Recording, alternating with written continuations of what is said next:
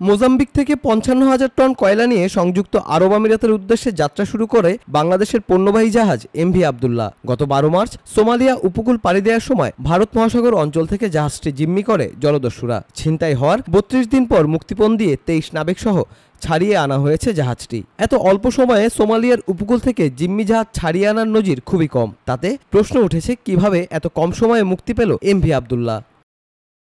জাহাজটির মালিকপক্ষ KSRM গ্রুপের আগের অভিজ্ঞতা ও দস্যুদের উপর চাপ বাড়ায় সমঝোতার প্রক্রিয়া দ্রুত হয়েছে বলে মনে করেন সমঝোতার প্রক্রিয়ায় থাকা কর্মকর্তারা।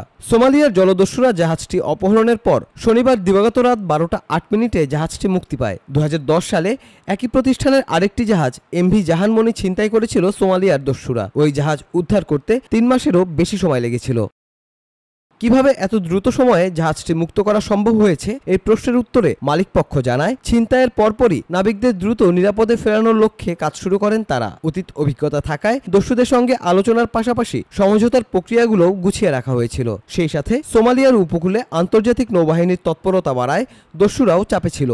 পাশাপাশি সরকারও নাবিকদের উদ্ধারে সব রকমের সহযোগিতা করেছে। আবার দস্যুরাও যত দ্রুত সম্ভব নগদ অর্থ পাওয়ার চেষ্টায় ছিল। এসব কারণেই প্রত্যাশার থেকে কম সময়ে এমভি আবদুল্লাহ উদ্ধার করা সম্ভব হয়েছে।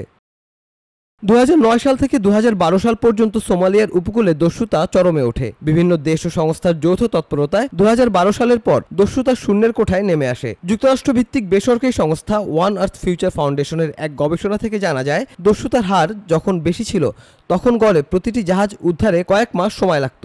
সংস্থাটির প্রতিবেদনে বলা হয়, ২০১১ সালে ৩১টি জাহাজ মুক্তিপণ দিয়ে ছাড়া পেয়েছিল। প্রতিটি জাহাজ ছাড়া পেতে গড় সময় লেগেছে ১৭৮ দিন। ২০১২ সালে ৮টি জাহাজ মুক্তিপণ দিয়ে ছাড়িয়ে আনতে গড় সময় লেগেছে ৩১৬ দিন।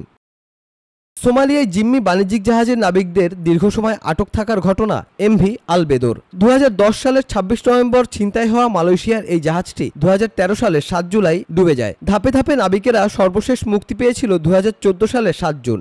সময় হিসেবে প্রায় ৩.৫ বছর। তবে বাণিজ্যিক জাহাজ ছাড়া দীর্ঘ সময় জিম্মি দেখার ঘটনাটি একটি মাছ ধরার জাহাজের। এফবি প্রান্তলয় ১২ নামের মাছ ধরার জাহাজটি জিম্মি ছিল ১,৭৭৪ দিন। ২০১০ সালের ১৮ এপ্রিল ছিনতাই হওয়া মাছ ধরা জাহাজটি মুক্ত হয়েছিল ২০১৫ সালের ২৫ ফেব্রুয়ারি। জাহাজটির ২৪ জন নাবিকের মধ্যে ৬ জন নানা সময়ে অসুস্থ হয়ে মারা যান। এদিকে মুক্তিপণ নিয়ে বাংলাদেশি জাহাজটি থেকে নেমে যাওয়ার পর ৮ সোমালি জলদস্যুকে গ্রেপ্তার করা হয়েছে। সোমালিয়ার উত্তর পূর্বাঞ্চলের স্বায়ত্তশাসিত অঞ্চল পান্টল্যান্ড থেকে তাদের গ্রেফতার করা হয়। পান্টল্যান্ড পুলিশের এক উচ্চপদস্থ কর্মকর্তার বরাত দিয়ে দেশটির সংবাদ মাধ্যম গ্যারোই অনলাইন এ খবর জানিয়েছে। তবে তাদের কাছ থেকে মুক্তিপণের অর্থ উদ্ধার করা হয়েছে কিনা সে তথ্য নিশ্চিত হওয়া যায়নি।